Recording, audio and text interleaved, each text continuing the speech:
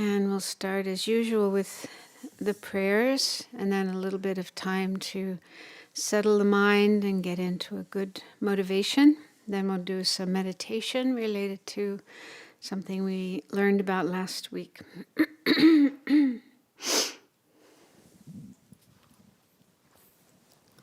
To the teacher endowed, transcendent destroyer, one thus long, foe destroyer, completely and fully awakened one, perfect in knowledge and good conduct, one gone to bliss, knower of the world, supreme guide of beings to be tamed, teacher of gods and humans, to you, the Buddha endowed, transcendent destroyer, glorious conqueror, Shakyamuni, I prostrate, make offerings and go for refuge.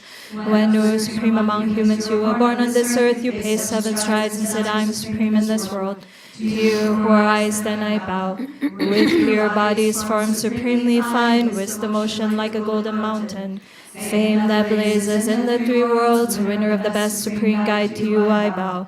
With the supreme signs, face like the spotless moon, color like gold, to you I bow. You are immaculate, the 3 worlds are not incomparable, wise one, to you I bow. Great, compassionate protector, all-knowing teacher, field of merit and good qualities, vast as an ocean, to the Tathagata I bow. Through purity, freeing from attachment, through virtue, freeing from the lower realms, unique, supreme, ultimate reality, to the Dharma that is peace I bow. Having freed themselves, showing the path to freedom too, well established in the trainings, the holy field, endowed with good qualities, to the Sangha I bow. Do not commit any non-virtuous actions, perform only perfect virtuous actions. Subdue your mind completely, this is the teaching of the Buddha. A star, mirage, a flame of a lamp, an illusion, a drop of dew, a bubble.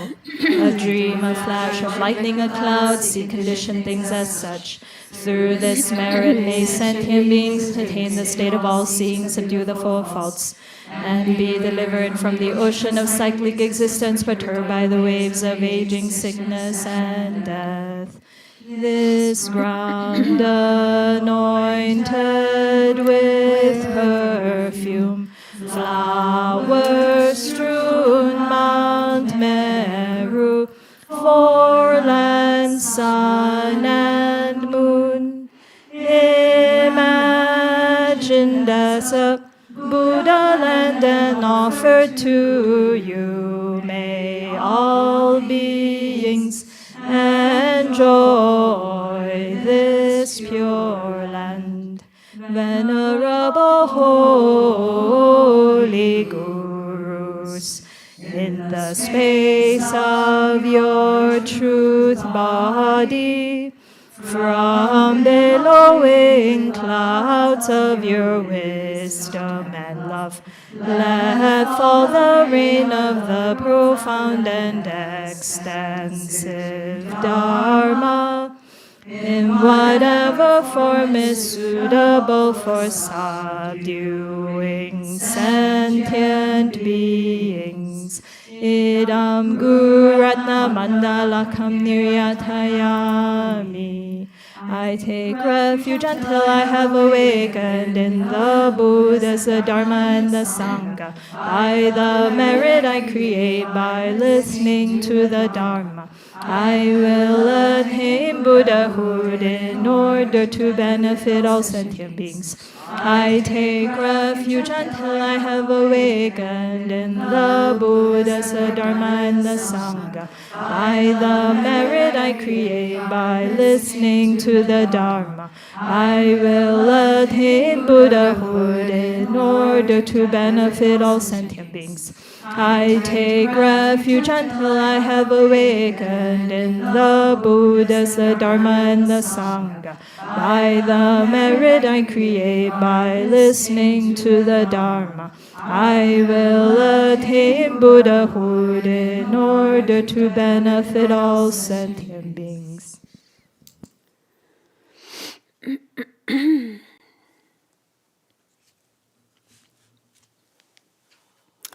So take a few moments to make sure your mind is really in the present, here and now, and not thinking about other places, other times.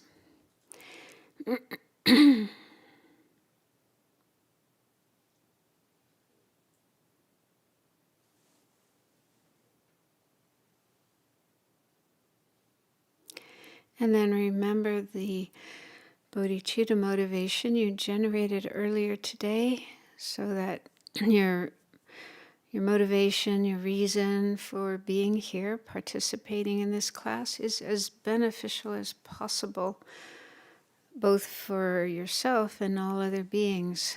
That you aspire to become a fully enlightened Buddha to benefit all living beings, and you want to learn about the Lamrim, the stages of the path, in order to achieve that.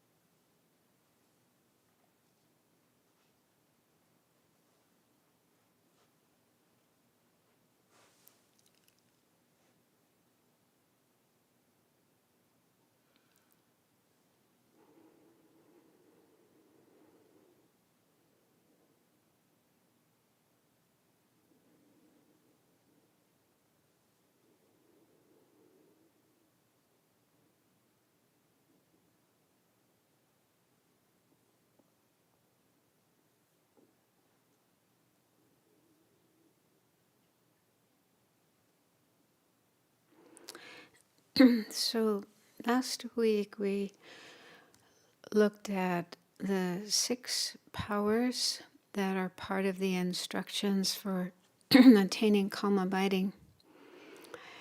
And it seems that these 6 things also play a role in other practices that we do and in our daily life.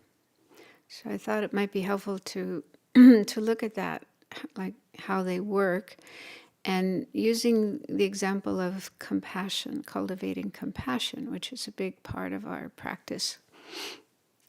So the first power is the power of hearing, and that means listening to teachings and also studying, reading and studying on our own. So when it comes to cultivating compassion, we hear teachers explain what compassion is, how important it is, and so on, how to cultivate it. And then we also read books about it.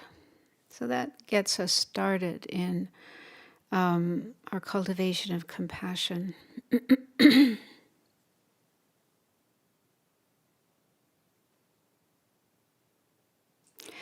the second power is thinking or reflecting. So when it comes to compassion, we think about what we have heard and read, and that helps us get a better understanding of what compassion is. We get more familiar with it. Just see if you can recognize that in your own experience.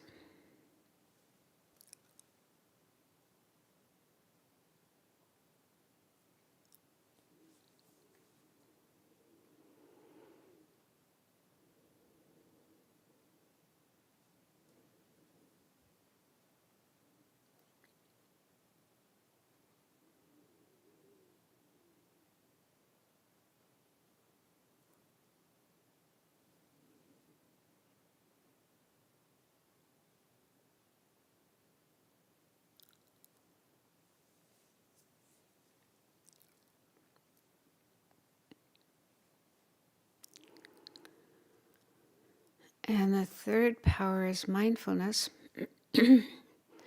So that enables us to keep compassion in our minds and our hearts, both on and off the cushion, so that we don't forget what we have learned and thought about, but we're able to keep it alive.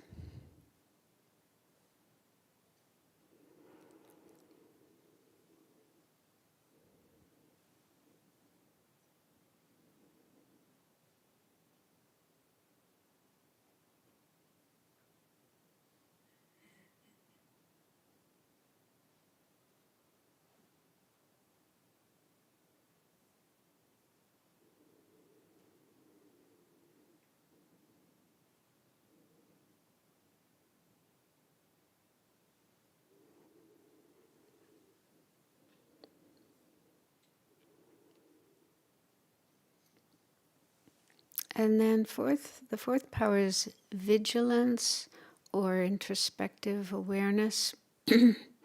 So with that, we're able to notice if there are uncompassionate thoughts coming up in our mind, like hatred, anger, jealousy, self-centeredness, looking down on someone, and having thoughts to say something hurtful or do something hurtful to someone. So with introspective awareness, we notice those things and we're able to recognize those are opposite to compassion so that we can stop ourselves from them, acting them out, and also apply antidotes.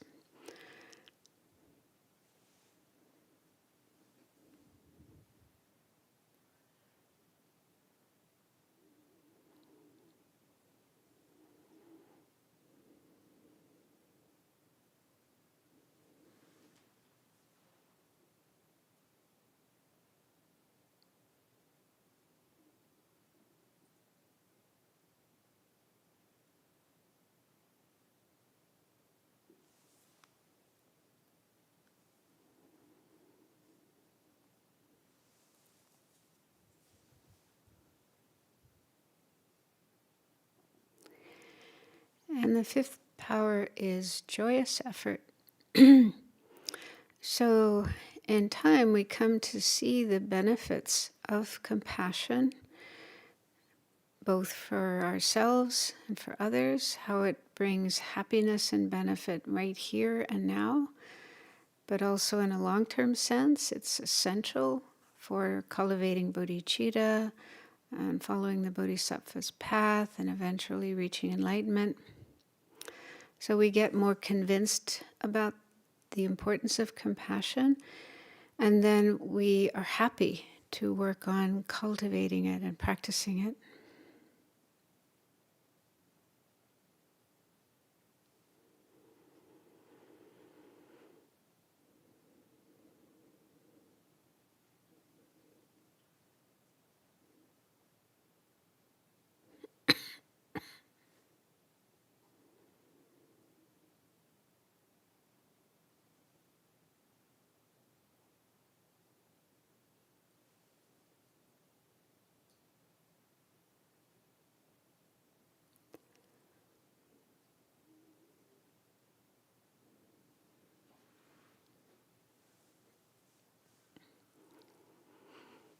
And the sixth and last power is called thorough acquaintance. So with compassion, as we get more and more familiar with it, by using those previous 5 tools, then it starts to become more natural, like our natural way of being, our natural way of feeling and acting towards other people and other beings. So this is through acquaintance or familiarity or habit. It starts to become more effortless.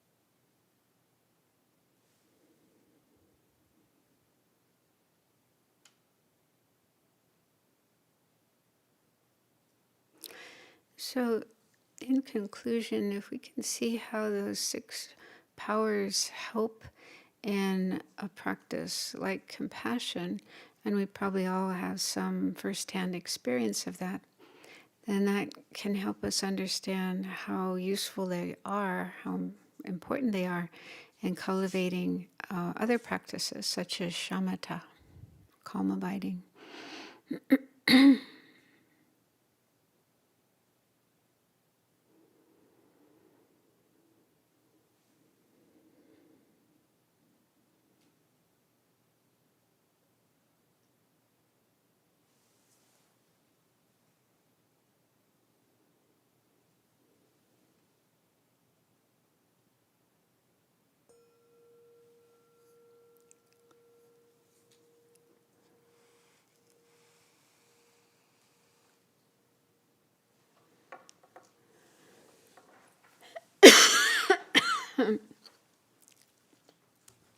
So I sort of took liberty with those 6 powers, because as far as I know, they're only explained in the context of shamatha. But each of those 6 things, does play a role in our practice, in other aspects of our practice, like cultivating compassion. And we probably have some firsthand experience of doing that and how beneficial they are. And so that can help us understand how they're helpful with shamatha, which maybe we only have a small amount of experience with. We're not very far along in that. And last week, at the end of class, Venerable Lamsal asked a question about the order of laxity and lethargy, which one causes which. And so I said I would look that up, and so back on page 304 of the book, right up at the top, it says laxity arises from lethargy. And so that's, he's quoting from Stages of Meditation and the Unraveling the Intent Sutra. And then I had read a passage from Geshe Sopa's commentary where he seemed to say that lethargy and sleepiness arise from laxity. So I looked at his commentary, and also in his commentary, at one point on page 98, he also says that laxity arises from lethargy. Then later, on page 105, he talked about how when our mind gets overly internalized, its hold on the object slowly loosens. At first, this might be very slight, and this is the arising of subtle laxity. And the situation can get worse as the momentum in the direction of laxity builds and your hold on the object lessens more and more. And eventually, if we don't counteract this, we fall asleep. So in that passage, he doesn't actually mention lethargy. He doesn't explicitly say lethargy. He just says laxity and then later sleepiness. But I wonder if that's just implied, that lethargy leads to sleepiness. So, so what do you think? Before we actually become sleepy and start falling asleep in meditation, is there already laxity there? Lethargy. Is lethargy there? Is it, part of the process? So it seems, so he does seem to say that, if laxity arises when we're meditating, and we don't counteract it, it can lead to lethargy and then to sleepiness. But maybe there's no problem. Maybe laxity and lethargy can cause each other, like chickens and eggs, So there's lots of examples of that, So I don't know. Yeah, but usually it does say that laxity arises from lethargy. So lethargy is the cause of laxity, that precedes laxity, but it seems like it also works the other way, that if you do have laxity, then that can lead to further lethargy and sleepiness. So that doesn't seem to be a problem, does it? Okay. Okay, so then we carry on. We left off on page 316, kind of in the middle of the page, the paragraph that starts with, "For that to arise." So what Lama Tsongkhapa is going to do in this paragraph is go through the 9 stages in reverse order, showing how a later stage, the 9th stage, depends on the 8th stage, and that depends on the 7th, and so on.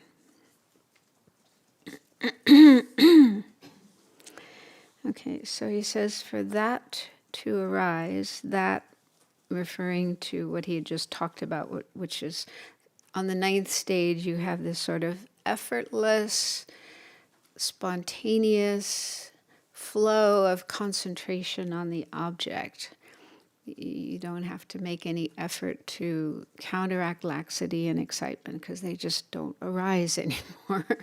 So you can just stay concentrated on your object without interruption for a very long time.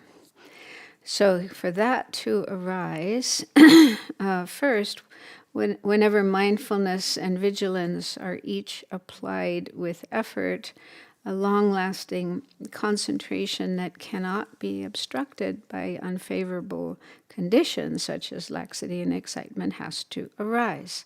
That is the 8th mental state. So the 8th mental state, you do have to make some effort. You do have to apply mindfulness and effort because there's still unfavorable conditions. So you have to keep them at bay. You have to be on guard against them.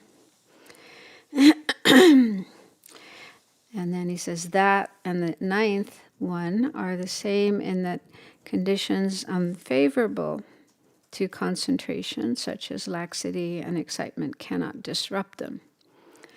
So, yeah, your concentration doesn't get interrupted by laxity and excitement. But on the 8th stage, you still have to make effort. You still have to have some effort for that to happen. And then on the 9th stage, it becomes effortless. Yet, since it is necessary here meaning the 8th stage, to apply mindfulness and vigilance uninterruptedly, it is said to be connected with application or effort. And then for that to rise, what you have on the 8th stage, for that to rise, it is necessary to stop even subtle laxity, excitement, and so forth as soon as they arise without responding to them. I thought the word responding was a little strange, so I thought another translation might be giving in to them. You know, the word is lenpa in Tibetan. It can have many different meanings, including to grasp, to accept, to receive. But anyway, I think it means giving in. You have to learn how to not give in to subtle laxity and excitement and so on. Therefore, the 7th mental state is necessary. So on the 7th, you have this strong vigilance, mindfulness and vigilance, so you don't let laxity and excitement come up. And then for that to arise, powerful vigilance is needed to notice that there is no scattering toward conceptual thought and secondary afflictions, because distraction by them is understood to be a fault. So you need to have very powerful vigilance to pay attention to what's going on in your mind and not allow scattering and afflictions and so on, as you see that that's faulty. Therefore, you need the 5th and 6th mental states, because those two are accomplished with powerful vigilance. For something like that to arise, however, requires both the mindfulness that quickly recalls the object, even if the mind has been distracted from it, and the mindfulness that does not allow any distraction from the object in the first place. Therefore, the 3rd and 4th mental states are necessary, because they are accomplished by those 2 types of mindfulness. So the 2 types of mindfulness are noticing, remembering the object. Even if your mind gets distracted, you remember it, you bring your mind back. So that one kind of mindfulness. And then another mindfulness that doesn't even allow the mind to get distracted in the first place. So those are developed on the 3rd and 4th states. And for these to arise, however, the mind must first of all be bound to the object, and the continuity of that bond must be undistracted. Therefore, the 1st and 2nd mental states arise first. So the first mental state is when you just start putting your mind on the object, tying your mind to the object. And then the second is when you get a bit more continuity of that. Your mind is able to stay on the object longer. Thus, to summarize, now he's going back from beginning to the ninth. You should first follow the instructions you have heard and correctly perform the method for placing the mind in equipoise. Then repeatedly think about that manner of placement and maintain its continuity by piecing short periods together. Then if mindfulness deteriorates and you get distracted, quickly collect your mind and quickly be mindful of the object you have forgotten. Then generate even stronger mindfulness and generate a power of mindfulness such that you do not get distracted from the object in the first place. You should generate intense vigilance to watch over the mind by accomplishing powerful mindfulness and by seeing the faults of laxity, excitement, and so forth, where your mind gets distracted from the object to something else. Then generate strong effort so that when there's distraction through even subtle forgetfulness, it is recognized immediately and eliminated, and once it has been eliminated, the periods without obstruction by unfavorable conditions are lengthened. Once that has arisen, you put in effort, you perfect your familiarization through meditation, and you accomplish the ninth mental state that enters concentration without effort. So it makes it sound so easy, right? One paragraph and you go from 0 to shamatha. But realistically, not so easy. In fact, before the ninth mental state has been achieved, the yogi or yogini needs effort to place the mind in concentration. But when the ninth mental state has been attained, even though you do not exert effort to place the mind in meditative equipoise deliberately, your mind completely goes into concentration. That would be cool, wouldn't it? Whoa.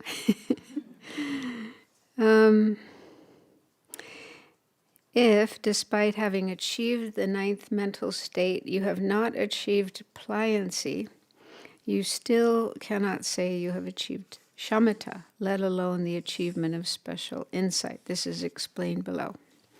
So, yeah. We'll get to that soon.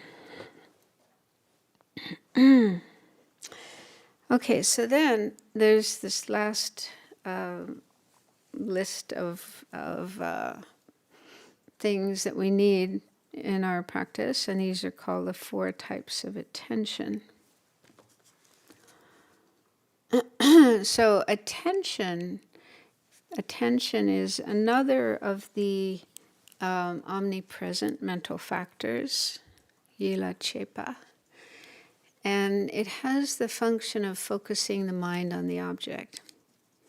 And it is like really similar to intention. We had that one a little earlier. Intention and attention both have the function of directing the mind to an object.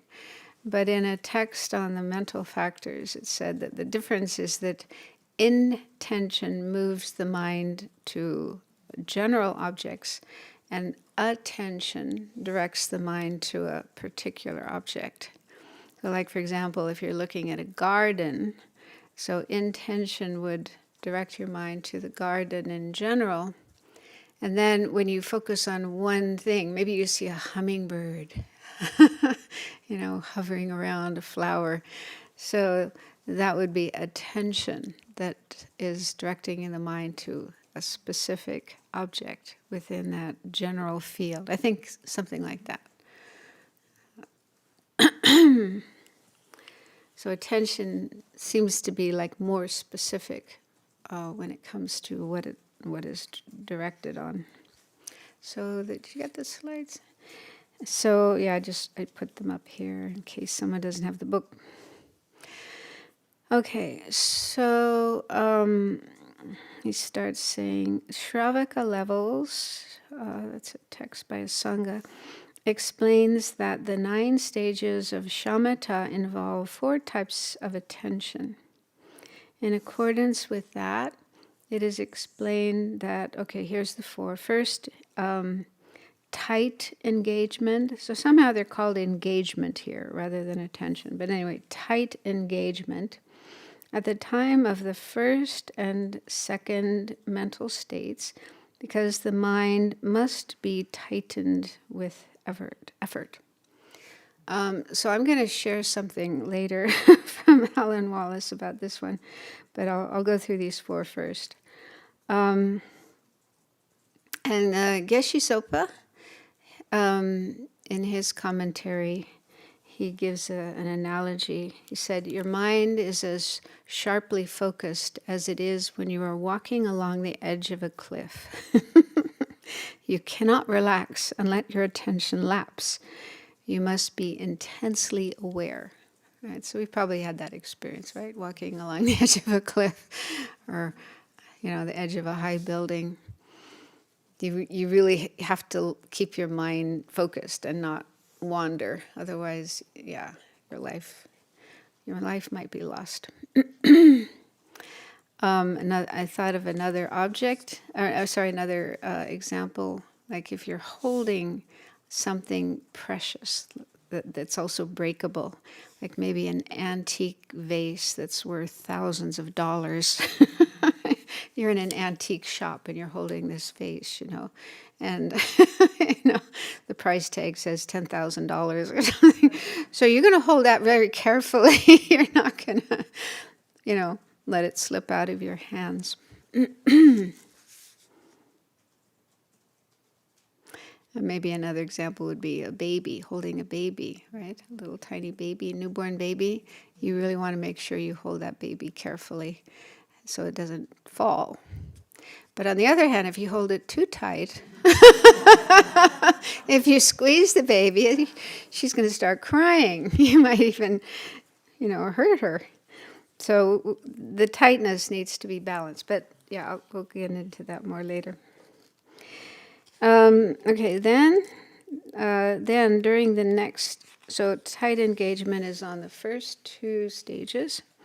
Then during the next 5 mental states, from 3rd to 7, laxity and excitement interrupt you and you cannot maintain long meditation sessions. So at that time there is interrupted engagement. So you do have engagement to a certain extent with your object, but not for long periods of time, because your mind is still affected by those faults of laxity and excitement and other faults, distraction and so on.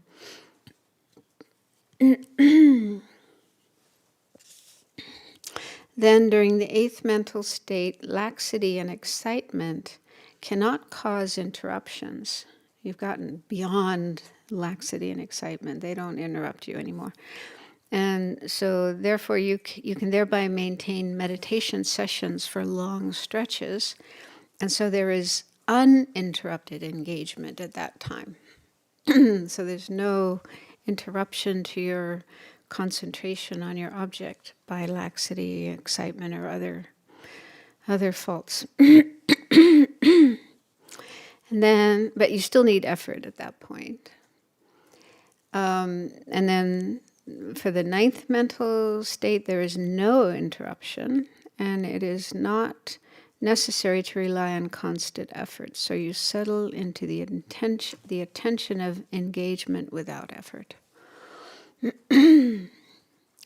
So it seems like both on the 8th and the 9th stage, your concentration is uninterrupted, but the difference is you need effort on the 8th, and you don't need effort on the 9th.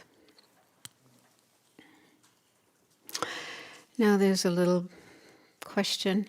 Someone might ask, well, there is interrupted engagement at the time of the 1st and 2nd mental states, And there's also a need to tighten the mind at the time of the 5 intermediate mental states. Why is it that the first and second are not said to have the attention of interrupted engagement, and that the 5 in between are not said to have the attention of tight engagement? And so Lama Tsongkhapa answers, with the first and second mental states, the mind is in and out of concentration, but the latter is more prolonged. So it's out of concentration more of the time than in concentration. With the 5 intermediate ones, the mind abides far longer in concentration. Therefore, the latter and not the former has been labeled as having interrupted concentration. So although the 2 sets are indeed the same in having tight engagement, the presence and absence of interruptions and engagement over time is what makes them distinct. So he does agree that you do have to have tight engagement on all the first 7, but because you have more interruptions on the first one, then it's specified as having tight engagement, and uninterrupted engagement is on the middle 5. Therefore, those 5 intermediate states are not posited as attentions that have tight engagement. The Compendium of the Perfections says, through uninterrupted yoga, strive for meditative stabilization. Just as you will not get fire through friction if you take breaks again and again, the method of yoga is similar. Go on till you gain the distinctive state. Has anyone ever started a fire with sticks? I thought maybe you. No, out in the forest. Huh? I think Venerable most of us might have tried it. Yeah. Well, if you're out in the forest and you have no matches and you have no lighter and you want to start a fire, that's the way you do it. So if you rub the sticks a little while and then you have to stop and take a break, get spaced out, and then you have them. You're never going to get a fire.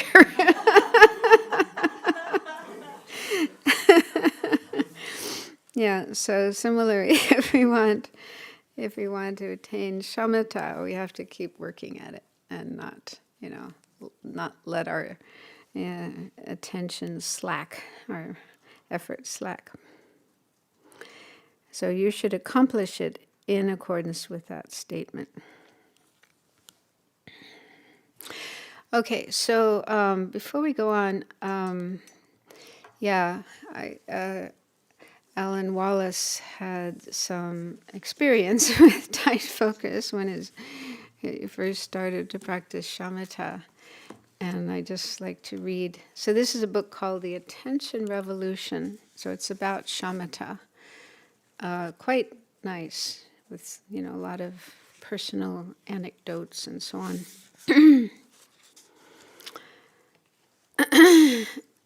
So he says, kind of talking about how our normal state is to be scattered and like a wild elephant and so on and so forth. And so he says, thus our practice of mindfulness of breathing consists of prolonging our awareness of our breath. While this requires an alert mind, such concentration should not be tense, but rather balanced. When we discover that we have become distracted from the meditation object, it may feel natural to clamp down more forcefully, tightly concentrating the mind.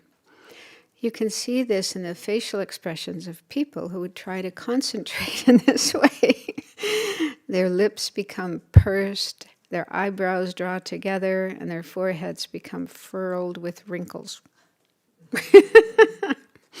They're becoming concentrated, but like orange juice, most of the fluidity is being drained from their minds.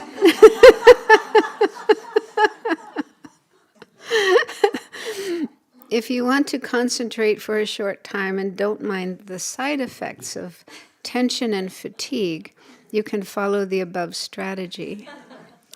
But if you want to follow the path of shamatha, you'll need an alternative.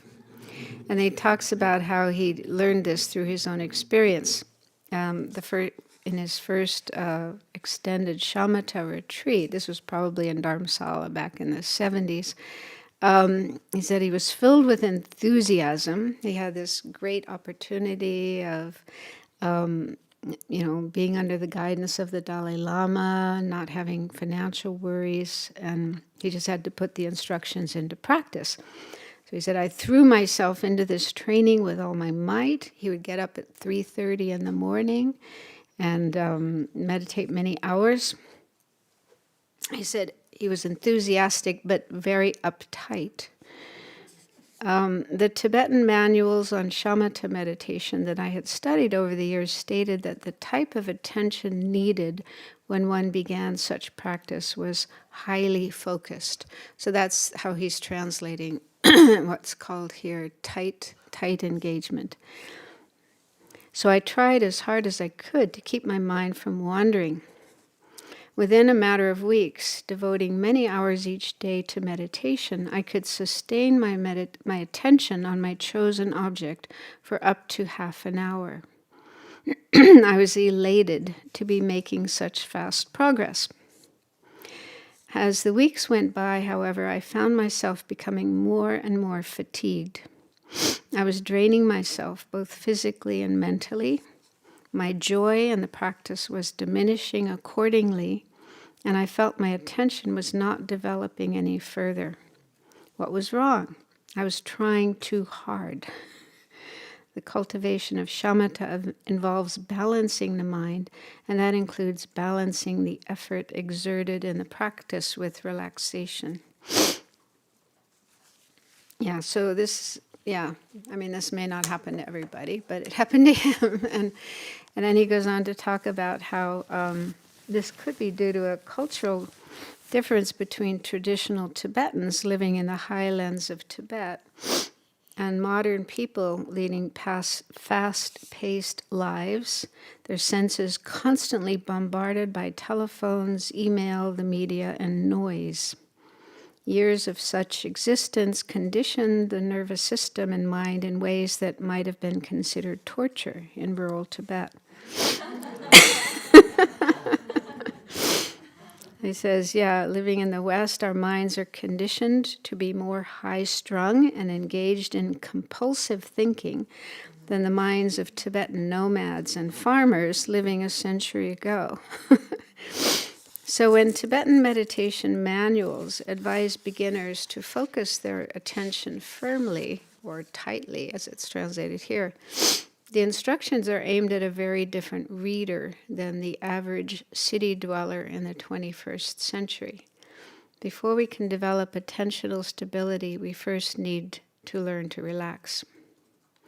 And then he goes on to give a practice to develop relaxation together with mindfulness of breathing. So this may not apply to everybody. I think there's probably people who grow up in the West or in modern cities like Singapore and are relaxed, just easy going. You don't know anybody.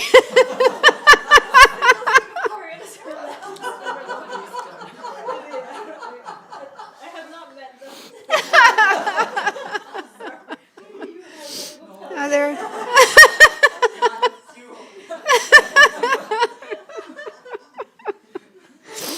Anyway, there may be people like that. However, those of us who are not like that and who do have the tendency to be kind of, naturally stressed and speedy and compulsive and like that, then I think, and I myself, I wasn't relaxed when I first started meditating.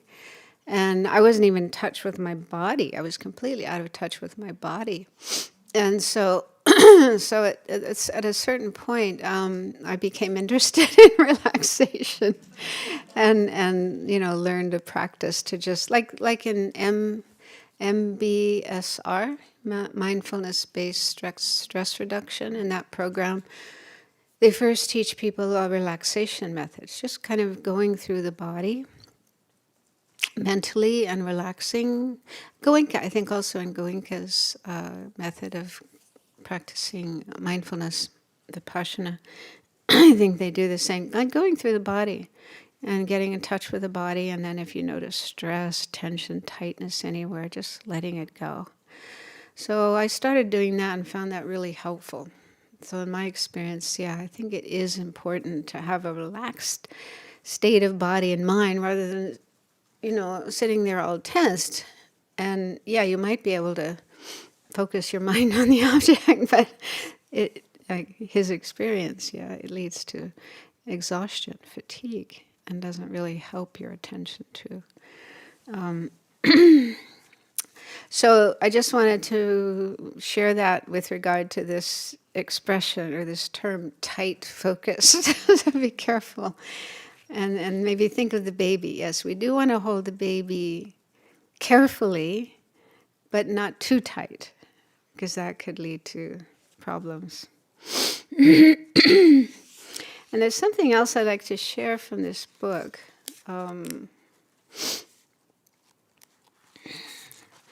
Where is it? He talks about demons.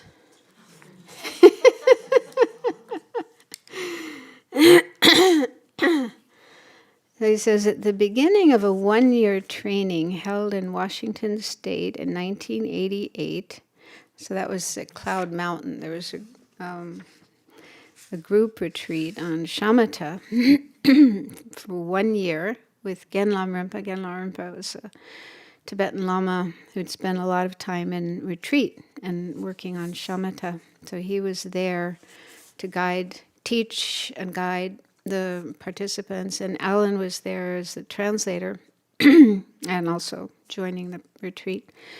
So at the beginning of that retreat, Gen Lamrim warned participants that they might experience visions of demons or other terrifying apparitions. Many Tibetan contemplatives have reported such experiences while engaging in prolonged, intensive practice, and the existence of such non-human beings is very much part of the traditional Buddhist worldview. As it turned out, no one during the retreat, as far as I know, reported seeing any such apparitions, possibly because belief in their existence is not so common in modern Western society. But some of the participants were plagued at times with the demons of lust, spiritual arrogance, fear, boredom, self-doubt, guilt, and low self-esteem. So, while science has apparently swept the objective physical world clean of all gods, spirits, and demons, the subjective world of the mind continues to be densely inhabited by their internal counterparts. And then, he goes on to sort of talk more about that. But then he also includes in this book a portion of a text by a 19th century Tibetan contemplative Dujom Lingpa. I wonder if he's the predecessor of Dujom Rinpoche. Anyway, he was a Dzogchen practitioner. And in this text, at one point, he talks about experiences, meditative experiences that people can have when they are meditating, especially in solitude for many hours each day. And everyone has different experiences. So everyone's mind is different. We have different karma and so on and so on. So not everyone has these experiences, and what experiences do happen will be different from one person to another. But when I read this, I was so relieved that I'm not the only one who has crazy things happening in my mind when I'm meditating. So it goes on for a couple of pages. I won't read all of them, but I'll just read a few. So these are things that can happen to meditators when they're trying to work on their mind. So one is the impression that all your thoughts are wreaking havoc in your body and mind like boulders rolling down a steep mountain, crushing and destroying everything in their path. That sounds pretty awful, doesn't it? A sharp pain in your heart as a result of all your thoughts, as if you had been pierced with the tip of a sword. And some of them are nice, like this one. The ecstatic, blissful sense that mental stillness is pleasurable, but movement is painful. Not completely nice. The perception of all phenomena as brilliant, colored particles. Another bad one. Intolerable pain throughout your body from the tips of the hair on your head down to the tips of your toenails.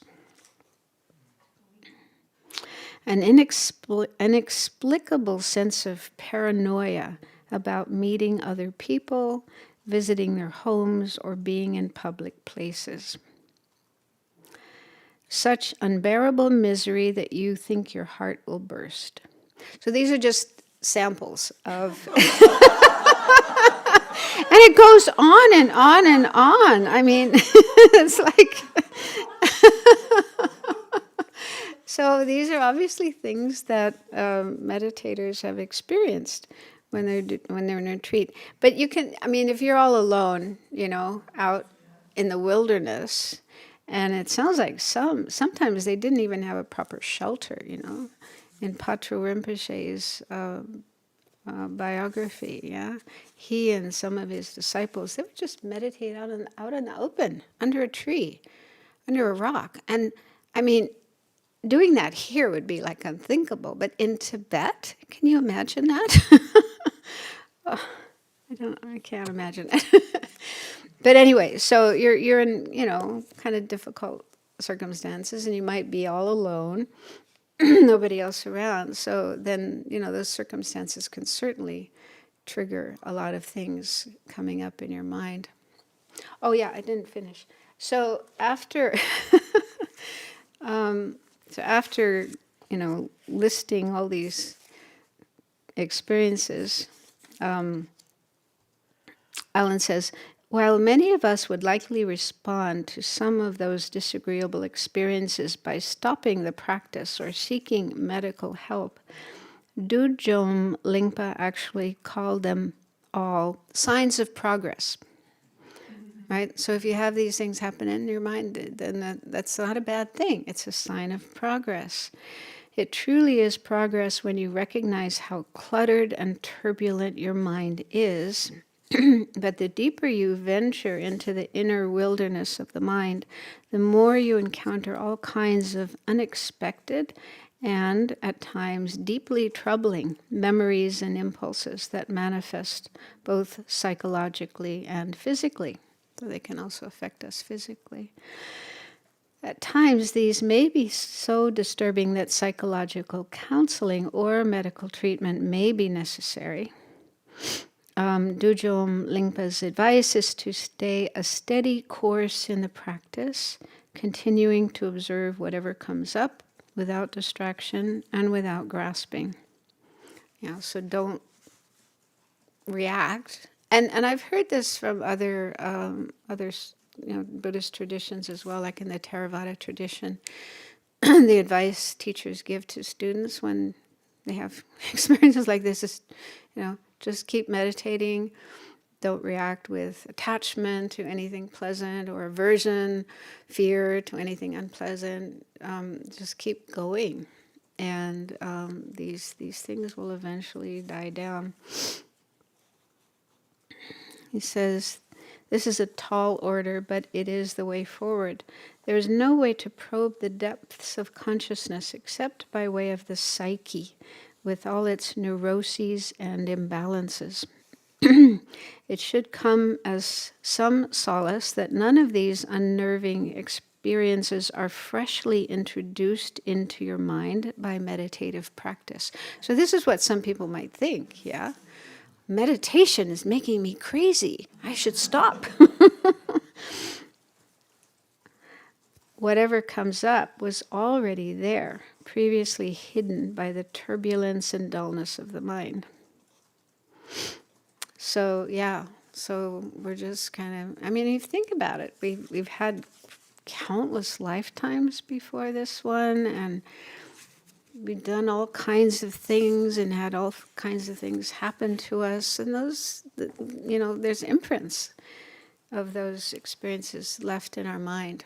And we're just not aware of them because, our everyday life, we're paying attention to sense objects and people and news and so on. So we don't really see the depths of the mind. So when we're meditating, yeah, we do kind of go deeper into our mind and all kinds of things can come up.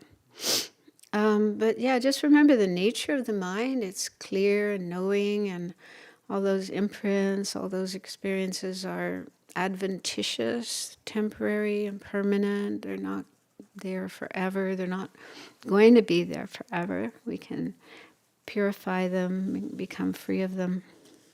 So yeah, having an understanding of the mind's nature, it will help as well, and the impermanent nature of such experiences.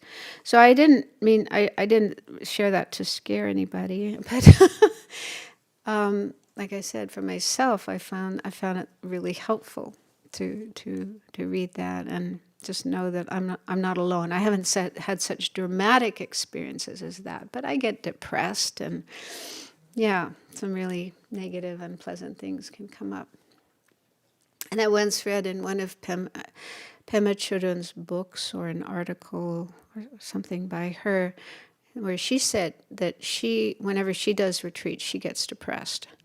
And I found that comforting. Not that I'm happy that she got depressed, but that happens to me too. And I thought, well, she's such an advanced practitioner and teacher, and helps so many people. So if that still happens to her, then I don't have to feel so bad about that. And also going through difficult experiences like this can if we know how to use them, and we do have all these tools for transforming problems into the path and working with afflictions. So if we just use those tools, then we can actually turn this kind of experience around and grow from it. Our wisdom, our compassion, our ability to help others, skill in helping others. So these will grow, these will increase. So I'm convinced of that. It's hard work going through that stuff, but yeah, I mean, the Buddha went through it. He was sitting all alone out in the forest with tigers and snakes and ghosts, and and he just dealt with whatever came up in his mind. So it is possible. And it is the way forward, as Alan says. Any questions about that?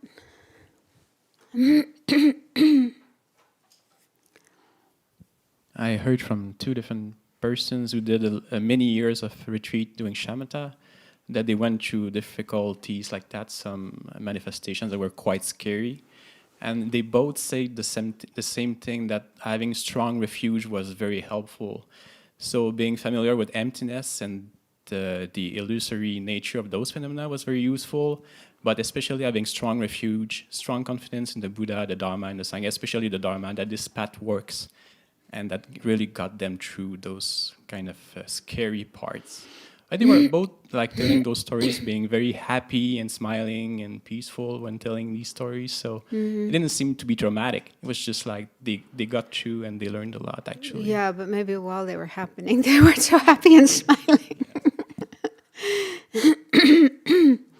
Yeah, I remembered, I have a friend, a monk, who he's both Gelugpa and Nyingma, and And I was talking to him about some difficulties I was having in a retreat. And his response was, he was like kind of envious. He said, "Oh, I never have those experiences when I do retreat. You're so fortunate." And I'm like, huh? But that's what they say in the Nyingma tradition and the Dzogchen tradition, that, yeah, it's actually a good thing that these things are happening.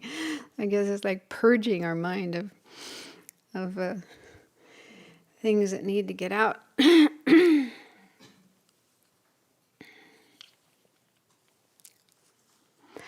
Okay, so now we come to a new section with a whole bunch of new outlines. So, next slide, yeah. So the measure for the accomplishment of shamatha through meditation. So how do we know if we've actually got shamatha? So this outline, in case you're interested, comes originally from page 287, right at the beginning of this section on shamatha. So we looked at, what are the prerequisites, how to cultivate shamatha, and so on. So now the measure for accomplishing it. And it has 3 points indicating the dividing line between accomplishing and not accomplishing shamatha. 2 indicating how to traverse the path in reliance on shamatha generally. And 3 indicating how to traverse the mundane path in particular.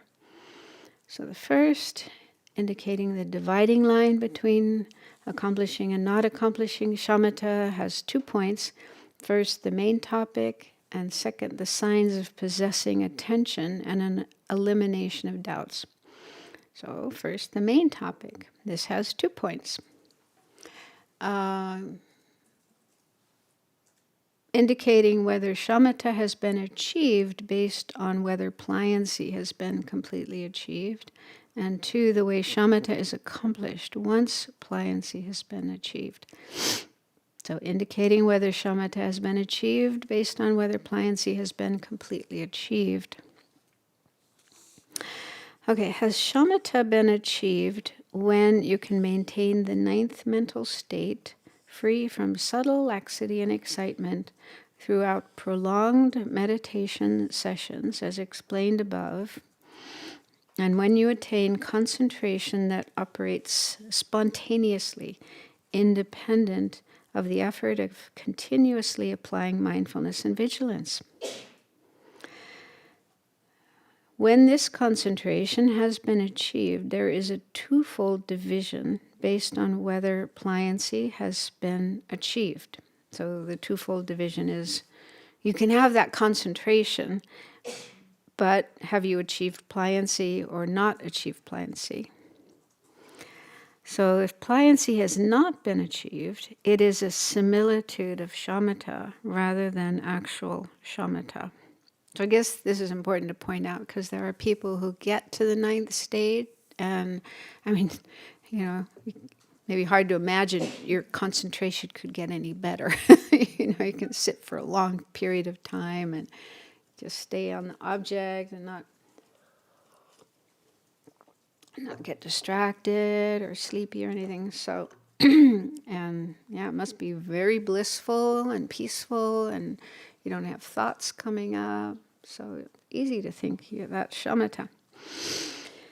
And then he says, the Unraveling the Intent Sutra says, Blessed One, what is that attention called when the Bodhisattva directs his attention inward, his mind observing the mind, before physical pliancy and mental pliancy have been achieved? And the Blessed One answers, Maitreya, it is not shamatha. It should be described as a type of attention that is similar to shamatha. So that's a sutra source for this idea. And then Ornament for the Mahayana Sutras by Maitreya also says, since it's habitual, there's no application, then his body and mind attain extreme, overwhelming pliancy. Afterward, he is said to have attention. attention here means shamatha. And then the second stages of meditation also clearly says, when the body and the mind of the one who has thus familiarized himself with shamatha become extremely pliable, and when his mind becomes fully tractable with regard to objects observed at will, at that time he should know that shamatha has been accomplished. So you have to have shamatha with, you have to have pliancy to have shamatha. And instructions on the perfection of wisdom says, here the bodhisattva dwelling alone in seclusion should attend to his intended object.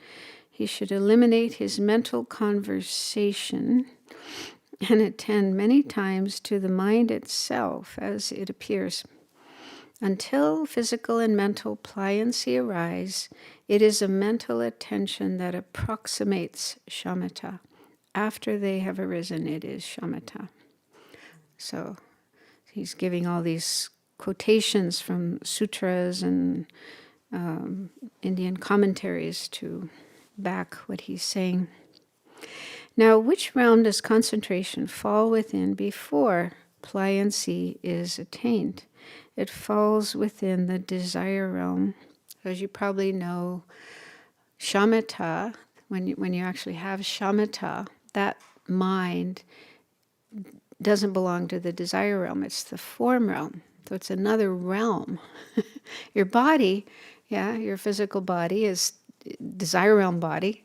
But when you're in meditation, you're in that state of meditation, which is shamatha, has all the qualities of shamatha, then your mind is in the form realm.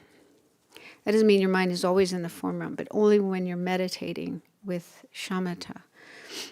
So that's interesting. So if you haven't yet achieved shamatha, when you're still in the 9th stage, then that mind is within the desire realm, although it's said to be the highest level within the desire realm, the highest level of concentration in the desire realm. Although it has such single-pointedness of mind, it is a state of non-equipoise and is not posited as a state of equipoise. There's a footnote, 125. The states of equipoise are the 4 meditative stabilizations of the form realm and the 4 of the formless realm. So equipoise here refers to, the 4, like the 4 jhanas, those 4, and then the 4 formless realm absorptions. As Tsongkhapa introduced briefly on page 319 above and elaborates here, whereas the attainment of shamatha is generally what launches one into the form realm stabilizations, shamatha without complete pliancy, the similitude of shamatha, remains in the desire realm. So I guess, it is kind of called shamatha, but it's not fully qualified shamatha. It's like a similitude of shamatha. It looks like shamatha, but isn't. The reason explained in levels of yogic practice is that its accomplishment is not achieved with non-regret, supreme joyful bliss, and pliancy. So those are qualities that are lacking when you're still on the 9th stage.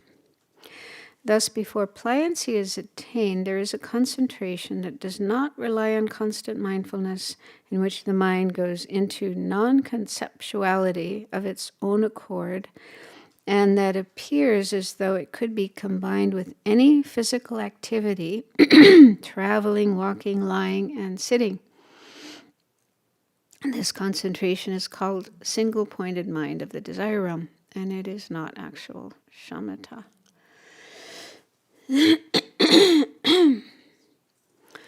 Okay, so then the second point is the way shamatha is accomplished once pliancy has been achieved.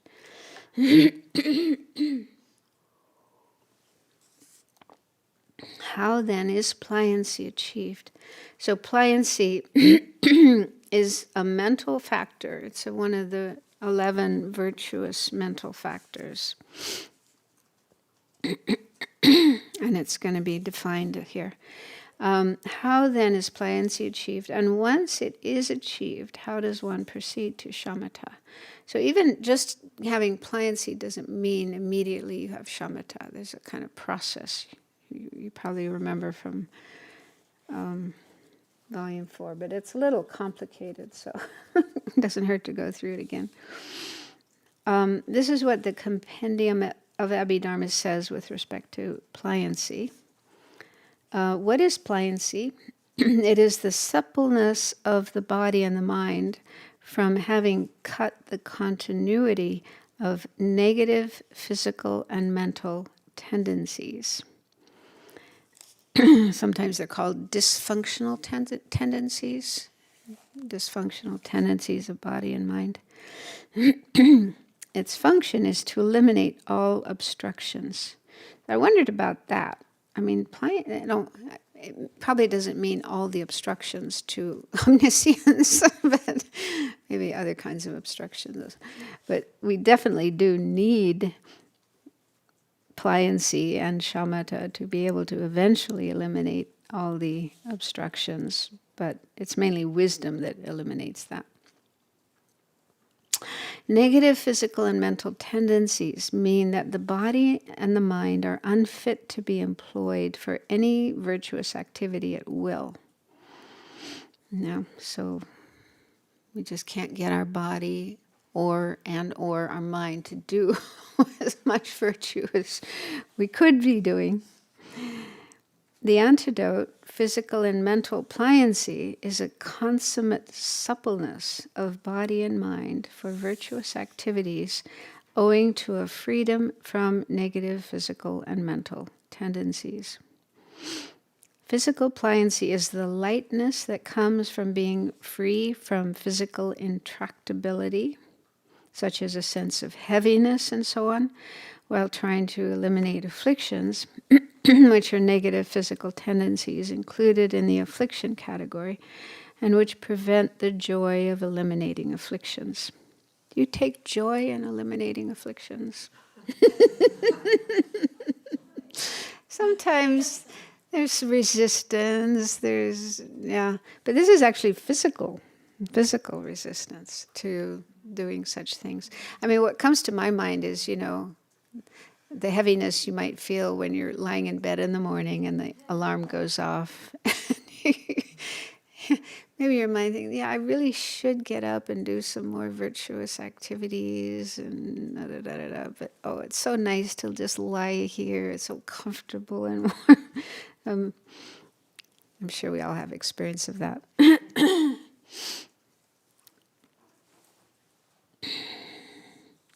Likewise, mental pliancy is for the mind to unobstructedly engage in the object, free from the inability to delight in directing the mind toward a virtuous object, while trying to eliminate afflictions, which are mental negative states in the affliction category, and which prevent the joy of eliminating afflictions.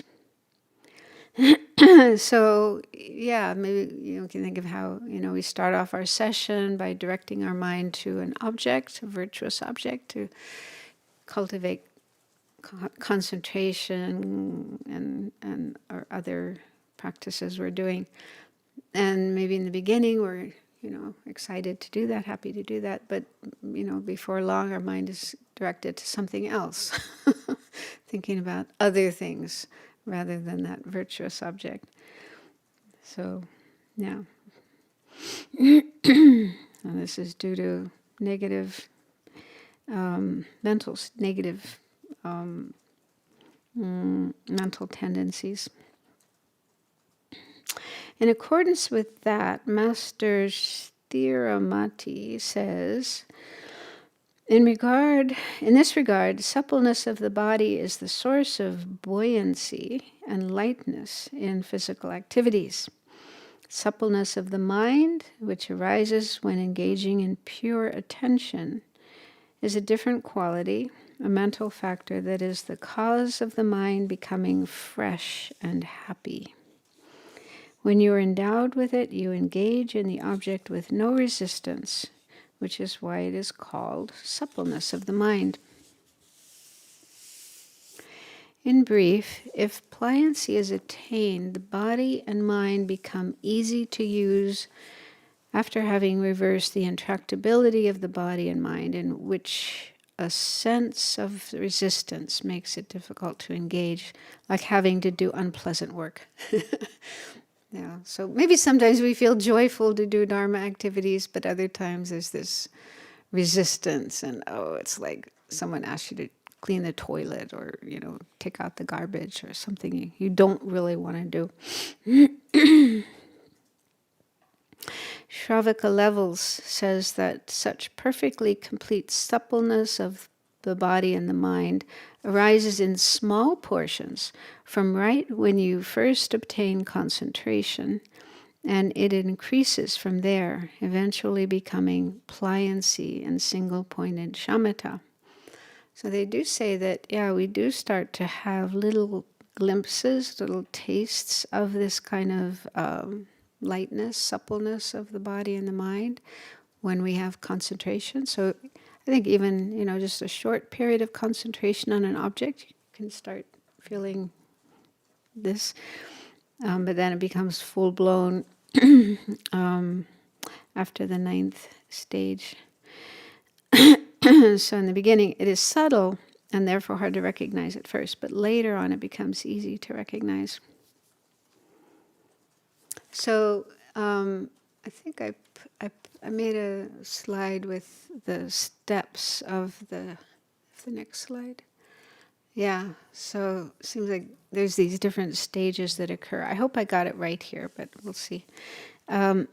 So an early sign of the arising of such fully qualified and easily discernible pliancy is when the person striving to cultivate concentration experiences a feeling of heaviness at the top of the head, but not an uncomfortable heaviness. So you feel a heaviness at the top of the head. And in the volume 4, it said that happens because of dysfunctional winds leaving through the crown of your head. So it's not a bad sign. As soon as it arises, you are freed from negative mental tendencies that obstruct the enjoyment of eliminating afflictions. Okay, so negative mental tendencies are eliminated, and at this point you attain the pliancy of mental suppleness. So he says, the antidote to those negative tendencies, mental pliancy, arises just prior to them. Just prior to them. To them? Let's see what the footnote says. So the footnote says, negative mental tendencies and the development of the antidote are in direct opposition to each other. The more you have of one, the less the other will be present. Otherwise, the obvious question would be why the antidote develops if you are already rid of negative states.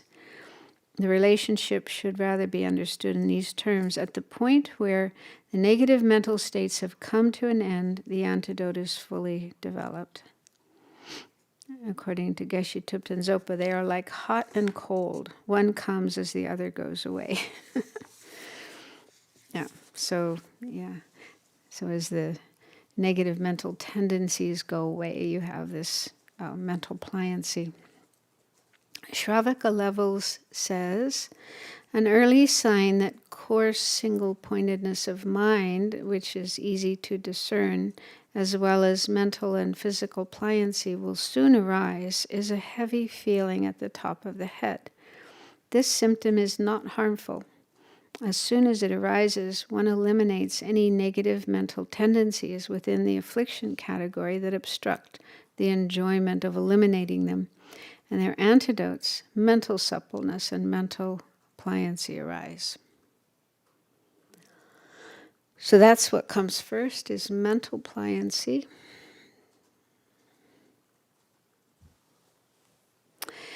Then, in reliance upon the force of the pliancy of mental suppleness that has arisen, the winds that produce physical pliancy circulate within the body. When those winds circulate in your body parts and pervade them, you are freed from negative physical tendencies, and physical pliancy, which is the antidote to negative tendencies, arises. Moreover, after they have spread throughout the body, it is as though one is filled with the power of supple winds.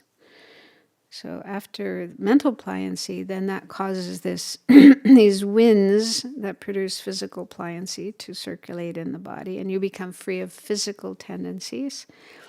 And then physical pliancy arises. And then there's bliss. So the bliss is coming. Shravaka level says, because it arises, the winds of the great elements that are conducive to the arising of physical pliancy circulate within the body. As they circulate, one is freed from negative physical tendencies within the affliction category that obstruct the joy of eliminating them. Their antidote to physical pliancy spreads throughout the body and appears to fill it. In this regard, physical pliancy is an extremely pleasant sensation within the body. It is not a mental factor. Master Thiramati says, if a distinctive physical sensation is conjoined with joy, you should know it as physical pliancy, because the sutras say that when the mind is joyful, the body becomes pliant.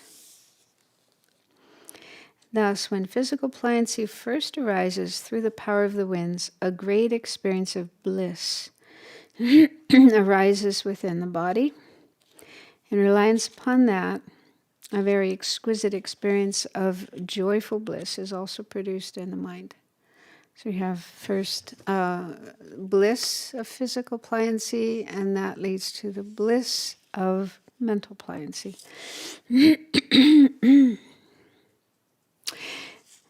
Then there's more.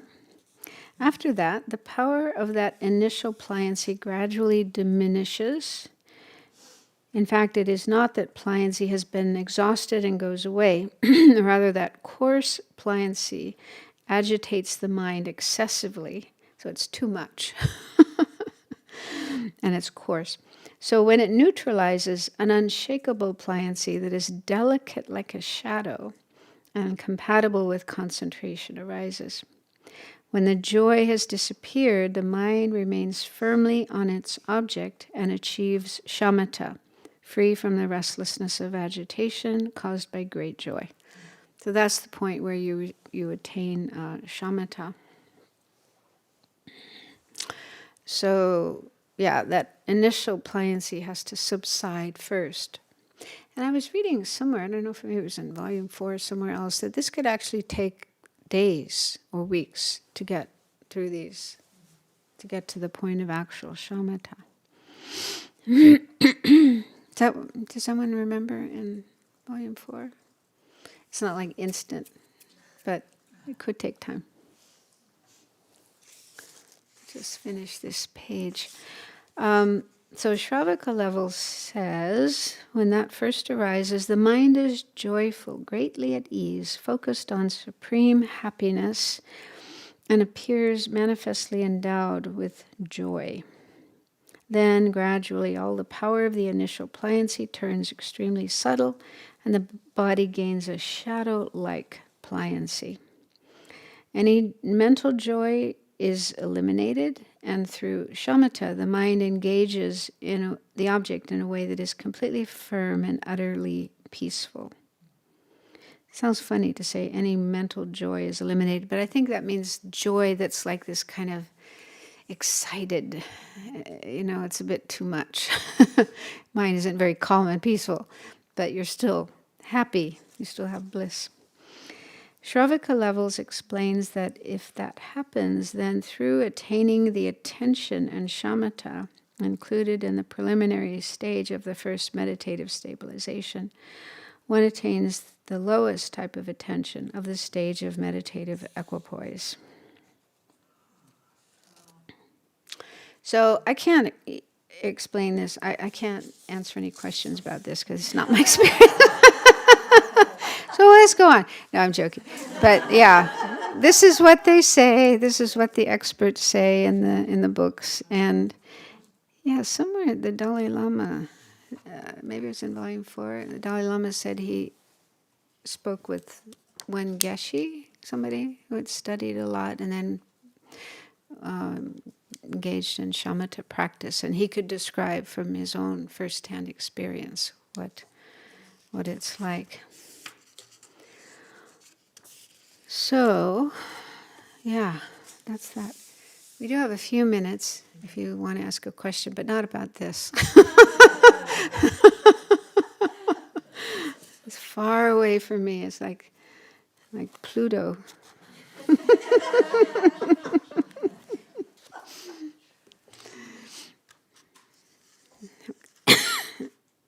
I'm gonna push my luck. I'm gonna get into Tantra. So, not that I have any knowledge about that, but I did read something. I did read something about that His Holiness spoke about. So, if I might, just tell me if I'm wrong or I'm right. But if I understand correctly, someone who has a good background in the old Lamrim and like has some good foundation in calm abiding in Shamatha, but hasn't attained it, but is doing tantric practices on the generation stage. There's ways to develop shamatha. So even though they haven't done shamatha in this way, they could attain it while doing that, right? Yeah. Okay. Yeah. Yeah.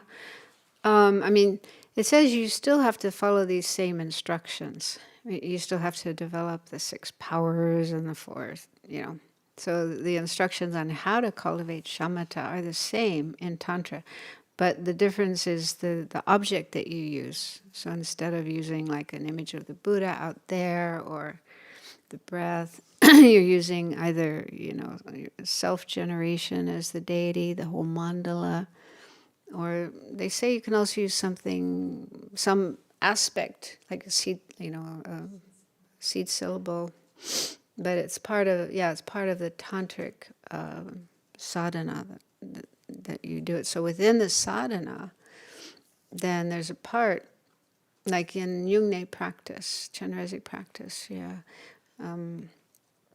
after arising as Chenrezig and, imagining all the details, and then there's a part where you're supposed to stop and just focus on that and spend as much time as you can cultivating shamatha.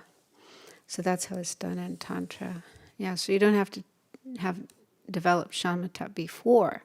You do it during tantric practice.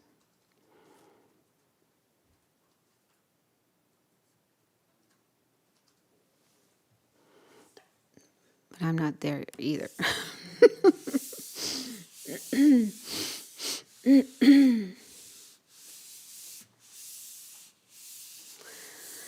Okay, so let's dedicate the merit of listening to these teachings with bodhicitta motivation, the wish to become enlightened, to help all sending beings. So may they contribute to whatever we've gained, whatever insight, energy we've gained from these teachings. May it contribute to our practice for the attainment of enlightenment to benefit all sentient beings. May the spiritual teachers who lead me on the sacred path, and all spiritual friends who practice it have long life. May I pacify completely all outer and inner hindrances. Grant such inspiration, I pray. May the lives of the venerable spiritual mentors be stable, and their virtuous actions spread in the 10 directions. May the light of Lu Sound's teachings dispelling the darkness of the beings in the 3 worlds always increase. Idam Guru Ratna Mandalakam Niryatayami. Due to this merit, may we soon attain the awakened state of Vaitara, that we may be able to liberate all sentient beings from their sufferings. May the precious Bodhi mind, not yet born, arise and grow. May that born have no decline, but increase forevermore.